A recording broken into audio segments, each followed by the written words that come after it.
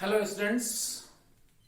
आज का जो हमारा टॉपिक है इस वीडियो का, इस लेक्चर का, वो है अधिकार शुल्क लेखे रॉयल्टी अकाउंट्स।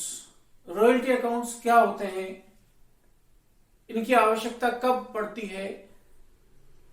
जब कोई व्यक्ति अपनी संपत्ति के उपयोग का अधिकार किसी दूसरे व्यक्ति को दे देता है और दूसरा व्यक्ति उस अधिकार के उपयोग के बदले में प्रथम व्यक्ति को, उस अधिकार के स्वामी को जो राशि चुकाता है वो रॉयल्टी कहलाती है।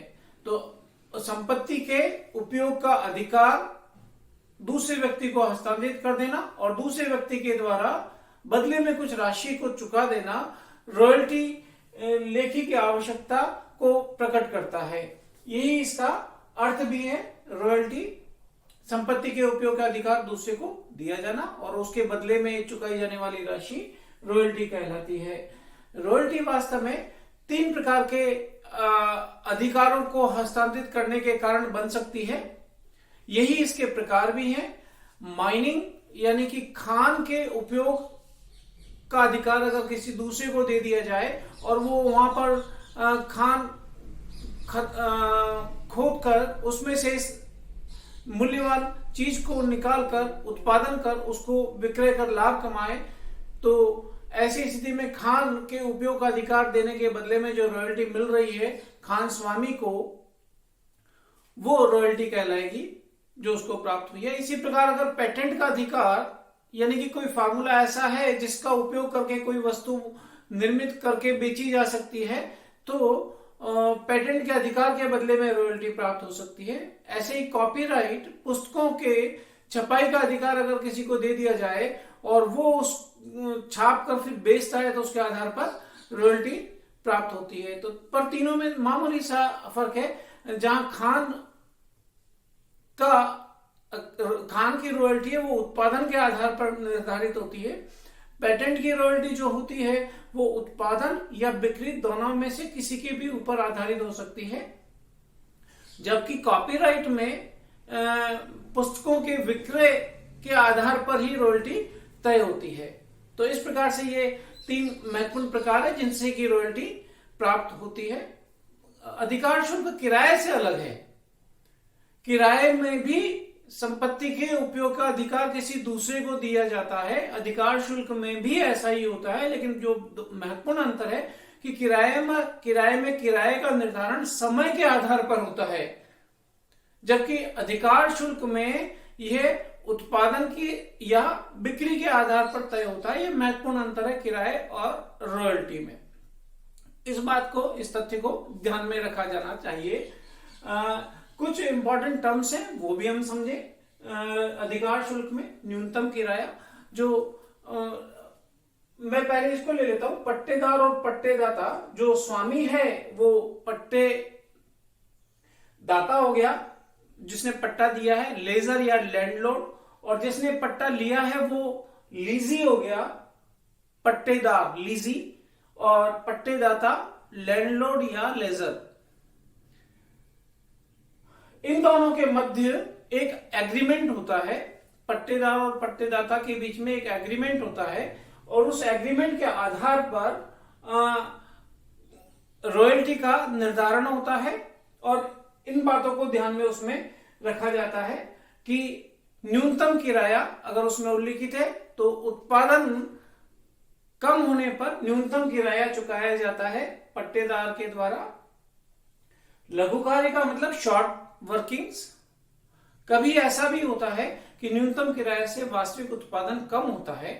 जब न्यूनतम किराए से वास्तविक उत्पादन कम होगा परंतु चुकाना तो न्यूनतम किराया पड़ेगा, तो इन दोनों का जो अंतर है वो शॉर्ट वर्किंग कहलाएगा। पट्टेदार जो उसका उपयोग कर रहा है उसके लिए वो शॉर्ट वर्किंग हो गई। अधिकारी, कभी ऐसा होगा कि जो उत्पादन है वो ज्यादा हो जाएगा, उससे बनने वाली जो रॉयल्टी है वो न्यूनतम किराए से ज्यादा अगर हो जाएगी, तो ऐसी स्थिति में ये सरप्लस वर्किंग, एक्सेस वर्किंग या अधिकारी कहलाएगा। लघु कार्य की वसूली, रिक्यूब करने का अधिकार, वसूल करने का अधिकार, रिकवर करने का अधिकार मिलता है पट्टेदार को पट्टेदाता के द्वारा अनुबंध में दिया जाता है कि जब कभी भी अधिकार्य हो तो उसमें से आप पुरानी जो शॉर्ट वर्किंग है उसको रिकवर कर सकते हैं। अगर ये अधिकार दिया गया है, प्राय वर्षों के लिए निर्धारित होता है, अगले 1 वर्ष, अगले 2 वर्ष, अगले 3 वर्षों तक, तो वो रिकवरी, लघु कार्य की रिकवरी अधिकारी में से की जा सकती है अगर वो उस वर्ष तक लघु कार्य को आगे ले जाया जा सक रहा हो तो इस प्रकार ये महत्वपूर्ण तथ्य हैं, फैक्ट्स हैं, टर्म्स हैं, शब्दावली हैं, जिनको भी हमें ध्यान में रखना चाहिए और सवाल में पढ़ना चाहिए कि इसके संदर्भ में क्या तथ्य या फैक्ट दिया हुआ है। आज हम इसी को समझने के लिए यद्यपि खाते भी बनाए जाते हैं, परंतु आज हम प्रश्न में चाहे खाते बनाना ही पूछा हो या एंट्री करने के लिए ही पूछा क्यों न हो, हमें एक एनालिटिकल टेबल या विश्लेषण तालिका जरूर बनानी चाहिए, क्योंकि यहीं से वो सारी राशियां जो कि एंट्रीज में खातों में ले जाई जानी है प्रकट हो जाएंगी। इसकी कैलकुलेशन हमें आवश्यक रूप से करनी ही चाहिए। एक सवाल हम इस संदर्भ में ले रहे हैं समझने के लिए कि x ने y से एक खान पट्टे पर ली, तो पहले तय कर ले कौन पट्टेदार है और कौन पट्टेदाता है। x ने खान ली है तो ये उपयोग करेगा और इसने उपयोग का अधिकार y ने दिया है, तो ये तो पट्टेदाता है, लैंडलॉर्ड है, और ये पट्टेदार है x, लीजी है। रॉयल्टी की जो शर्त है वो ये है कि 20 रुपया प्रति टन के हिसाब से उत्पादन के आधार पर तय की जाएगी और न्यूनतम किराया 12,000 रुपया प्रति वर्ष होगा, एक वर्ष में। जो न्यूनतम किराया अगर वास्तविक रॉयल्टी से ज्यादा है तो ये जो लघु कार्य हो रहा है उसकी वसूली अगले 2 वर्षों तक की जा सकेगी अधिकार्य में से। फिर एक शर्त और है इस एग्रीमेंट में कि हड़ताल होने पर जो न्यूनतम किराया है वो आनुपातिक रूप से कम कर दिया जाएगा। जितनी अवधि तक हड़ताल रही उतनी अवधि के लिए आनुपातिक रूप से वो कम कर दिया जाएगा। और साथ ही ये भी कहा है कि तालाबंदी की स्थिति अगर होती है खान पे तो वास्तविक अधिकार शुल्क जो होगा वही देय होगा, वही न्यूनतम किराए के रूप में हो जाएगा। फिर हमें प्रोडक्शन दे रखा है, यहाँ पे प्रश्न में अपने को प्रोडक्शन भी मिल सकता है या एक्चुअल रॉयल्टी भी मिल सकती है। अगर एक्चुअल रॉयल्टी मिले तो उसको आप इससे डिवाइड कर लीजिए पर टन रॉयल्टी से, तो प्रोडक्शन मिल जाएगा। और प्रोडक्शन दे रखा है तो उसको आप पर टन रॉयल्टी से मल्टीप्लाई कर लीजिए तो आपको एक्चुअल रॉयल्टी की कैलकुलेशन मिल जाएगी। तो ये अपने को दे रखा है फर्स्ट ईयर, सेकेंड ईयर वगैरह वर्षों का प्रोडक्शन, जिसमें 4th ईयर में कह रखा है हड़ताल 3 माह की अवधि है, तो यहाँ पर न्यूनतम किराए का समायोजन हो जाएगा। और 4th के बाद 5th है उसमें तालाबंदी रही, तो यहाँ पर भी न्यूनतम किराए का समायोजन अपने को करना पड़ेगा और इस प्रकार से हमें कैलकुलेशंस करनी पड़ेगी। तो एक एनालिटिकल टेबल हम बनाएंगे। प्रश्न में पूछा या नहीं पूछा,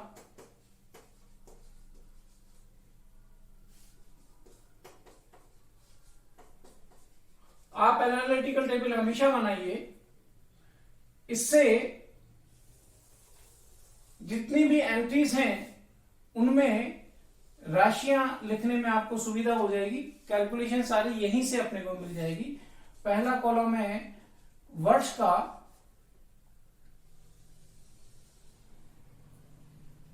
दूसरा कॉलम है आउटपुट का, उत्पादन का, जो इस प्रश्न में टन्स में दे रखा है। तीसरा जो कॉलम है वो एक्चुअल रॉयल्टी का, जो प्रश्न में 20 रुपए प्रति टन के हिसाब से निर्धारित किया हुआ है, ये तीसरा कॉलम हो गया। चौथा कॉलम है वो मिनिमम रेंट का,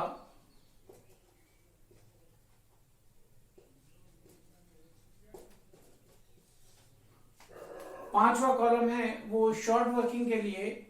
2 चीजें हैं इसमें, शॉर्ट वर्किंग अगर है, न्यूनतम किराया अगर ज्यादा है तो माइनस का चिन्ह लगाएंगे और एक्सेस वर्किंग के लिए प्लस का चिन्ह लगाएंगे। अगर न्यूनतम किराया एक्चुअल रॉयल्टी से कम हो जाता है तो एक्सेस वर्किंग, और ज्यादा हो जाता है तो शॉर्ट वर्किंग। फिर हम शॉर्ट वर्किंग जो प्रश्न में दे रखी है, हमने कैलकुलेट की है तुलना करके, उस शॉर्ट वर्किंग को वसूल करने का जो अधिकार है, तो जब तक वसूल करेंगे तब तक रिक्यूब, कितना रिक्यूब हो गया, और अगर वसूल करने का अधिकार जैसे ही समाप्त हो जाए उस वर्ष के अंत में जितनी राशि के लिए वसूल करने का अधिकार समाप्त हो जाए वो राशि P&L अकाउंट में ट्रांसफर कर दी जाती है, एज लॉस डेबिट में ट्रांसफर हो जाएगी। एक्चुअल पेमेंट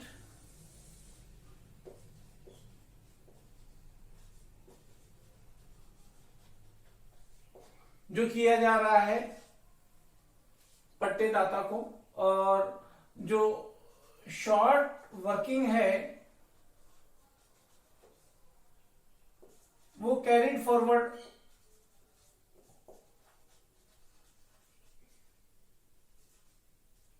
जब तक होती है वो यहां पर लिखा जाता है उसका balance. Short working carried forward, जब तक आगे ले जाने का अधिकार है तब तक वो राशि यहां पर आएगी, और जैसे ही आगे ले जाने का अधिकार उसका समाप्त हो जाएगा वो रिक्यूब होने से रह भी गई तो लाभ आने खाते में ट्रांसफर यहां पर कर दी जाएगी। तो हम इस प्रश्न को सॉल्व करते हैं।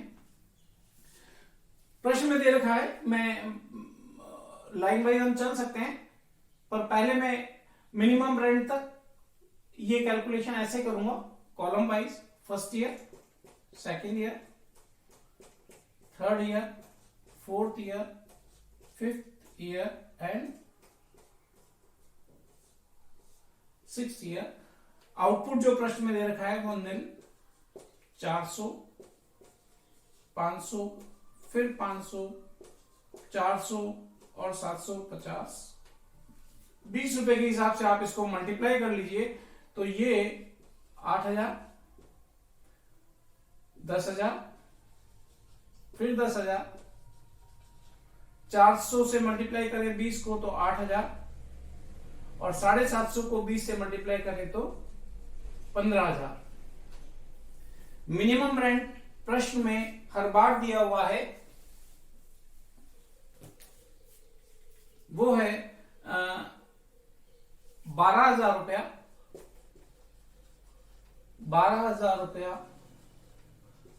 12,000 रुपया। लेकिन साथ में यह भी कहा है कि हड़ताल वाले वर्ष में न्यूनतम किराए को आनुपातिक रूप से कम कर दिया जाएगा। तो यहां पर जो फोर्थ ईयर है उसके लिए जो न्यूनतम किराया था वो 12,000 वर्किंग नोट में हम कैलकुलेशन कर रहे हैं, और 3 माह की हड़ताल थी तो रहना है 9 माह का।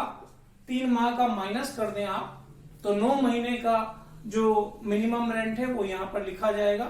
3 महीने हड़ताल की अवधि को कम कर दें तो ये हो जाएगा 9,000 रुपया।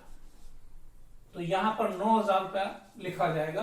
ठीक इसी प्रकार से यहां पर अगली लाइन में लिखा हुआ है तालाबंदी में वास्तविक अधिकार शुल्क जो देय है वही न्यूनतम किराया हो जाएगा। तो 5th ईयर में तालाबंदी रही है तो जो वास्तविक रॉयल्टी है वही यहां पर लिख दी जाएगी 8,000 रुपया, यही न्यूनतम किराया हो जाएगा। और 5th ईयर में ऐसी कोई अलग स्थिति नहीं है तो यहां पर वापस 12,000 रुपया न्यूनतम किराया आ जाएगा।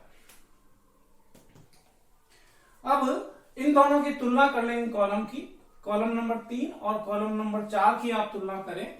जो ज्यादा है वो यहां पर अपने को लिखना है या इनका अंतर निकालना है। तो ध्यान ये रखें कि जब भी मिनिमम रेंट ज्यादा दिखे एक्चुअल रॉयल्टी से तो नेगेटिव साइन लगा के लिखे, ये शॉर्ट वर्किंग है, और जब भी एक्चुअल रॉयल्टी ज्यादा दिखे मिनिमम रेंट से तो उस अंतर के लिए प्लस का चिन्ह लगा के लिखे, ये अधिकार्य है। तो ये कॉलम भी हम ऐसे ही कैलकुलेट कर रहे हैं। उसके बाद हम रो वाइज कैलकुलेशन अनिवार्य हो जाएगी, फिर हम रो वाइज ही करेंगे। कॉलम नंबर 5 तक आप कॉलम वाइज कैलकुलेशंस कर सकते हैं। तो इन दोनों की तुलना कर रहे हैं। मिनिमम रेंट ज्यादा है एक्चुअल रॉयल्टी से, कितना ज्यादा है? 12,000 ज्यादा है। तो ये 12,000 बिना उत्पादन के चुकाना पड़ेगा, तो ये शॉर्ट वर्किंग कहलाएगी, 12,000 रुपया। फिर यहां पर एक्चुअल रॉयल्टी तो 8,000 ही बन रही है, पर चुकाना पड़ेगा 12,000 रुपया, तो ये शॉर्ट वर्किंग हुई फिर वापस 4,000 की। फिर यहां पर देखिए 2,000 फिर शॉर्ट वर्किंग हुई। यहां पर अधिकारी हुआ क्योंकि actual royalty is more in comparison of minimum rent. In 5th year, both are equal, so there is no short working, no excess work.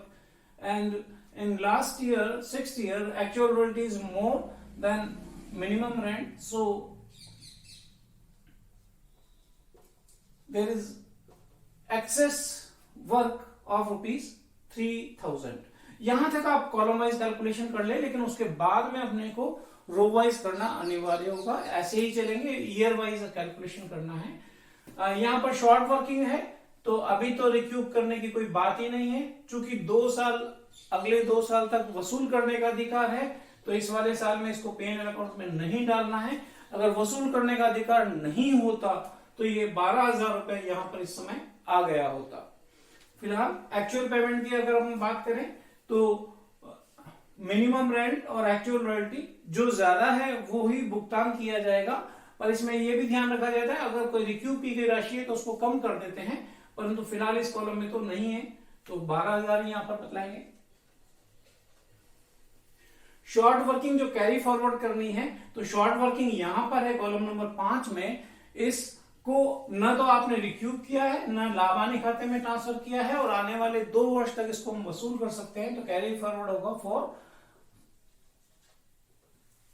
2 years, अगले 2 साल तक ये कैरी फॉरवर्ड होगा, और दूसरे साल 2 साल जब खत्म हो जाएंगे उसके अंतिम दिन इसको इसका बैलेंस 0 में यहां पर इस कॉलम में करना पड़ेगा। अगर और कोई भी शॉर्ट वर्किंग आगे ना हो, न वसूली हो, तो होगा क्या कि यहां पर ये राशि 12,000 0 हो जाएगी, और अगर कोई वसूली नहीं है तो ये सारी राशि पे एंड अकाउंट में यहां पर 12,000 यहां शिफ्ट हो जाएगी। इसको ध्यान रखेंगे।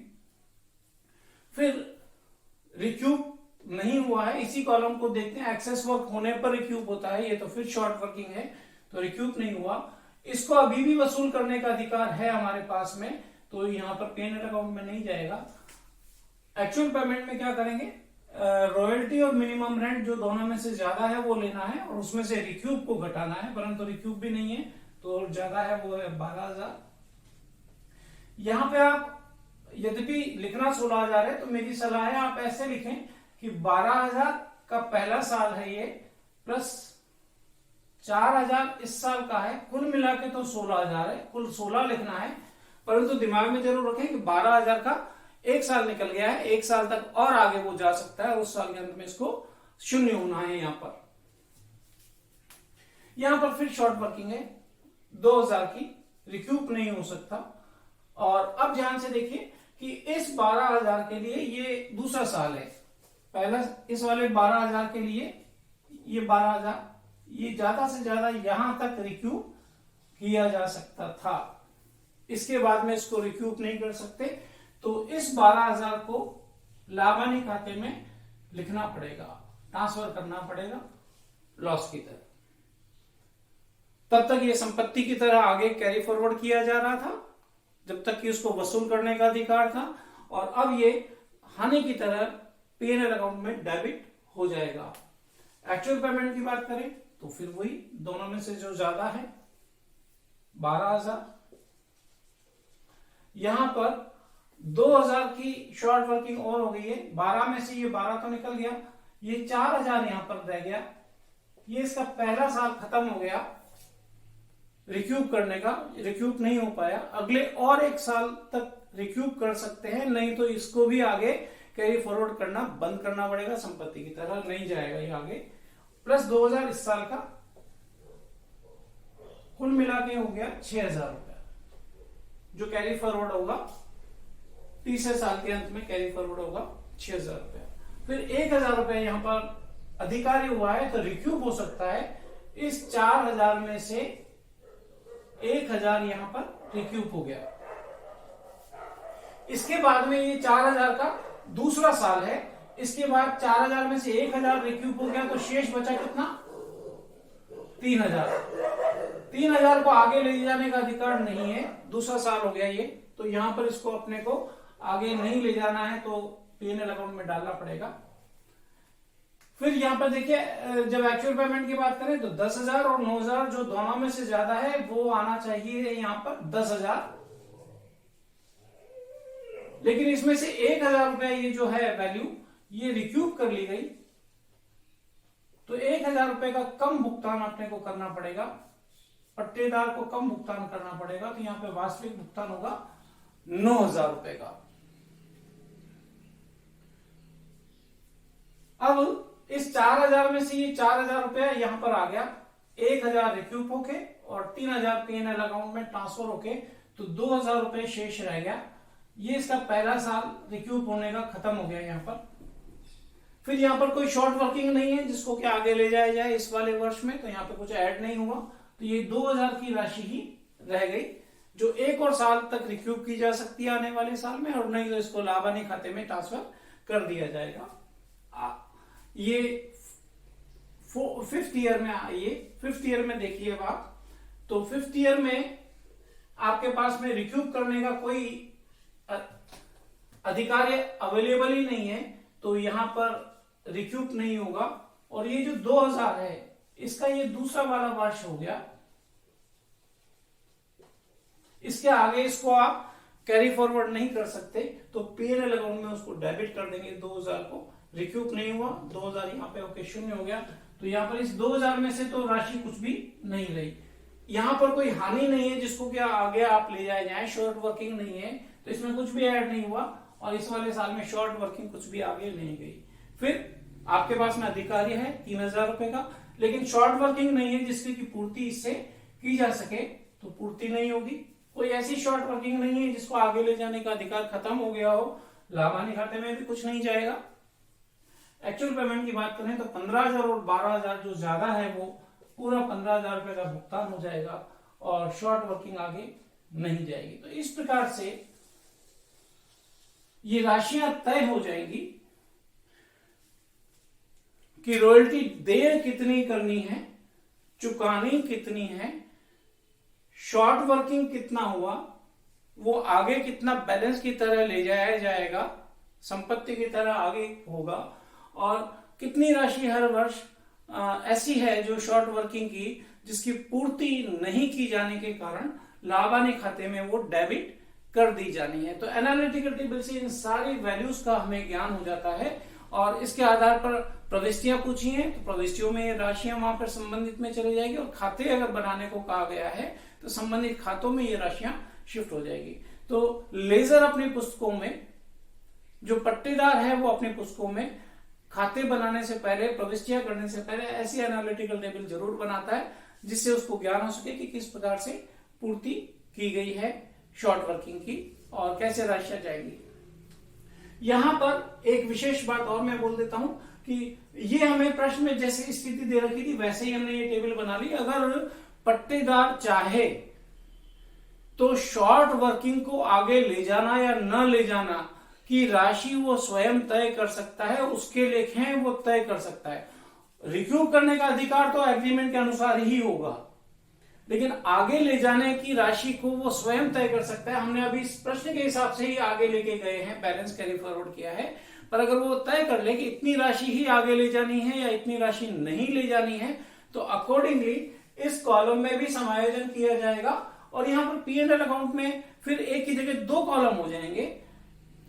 अधिक या कम ले जाने के कारण डेबिट या क्रेडिट में फर्क आ जाएगा P&L अकाउंट में, तो कभी क्रेडिट भी हो सकती है P&L अकाउंट में, कभी डेबिट भी हो सकती है। अगर वो राशि स्वयं ले जाना तय करे और वो जितनी ले जानी है उससे ज्यादा ले जाए या उससे कम ले जाए, अकॉर्डिंगली डिफरेंस से P&L अकाउंट का डेबिट और क्रेडिट कॉलम प्रभावित होता रहेगा, शॉर्ट वर्किंग को ध्यान में रखते हुए, बैलेंस कैरिड फॉरवर्ड को ध्यान में रखते हुए।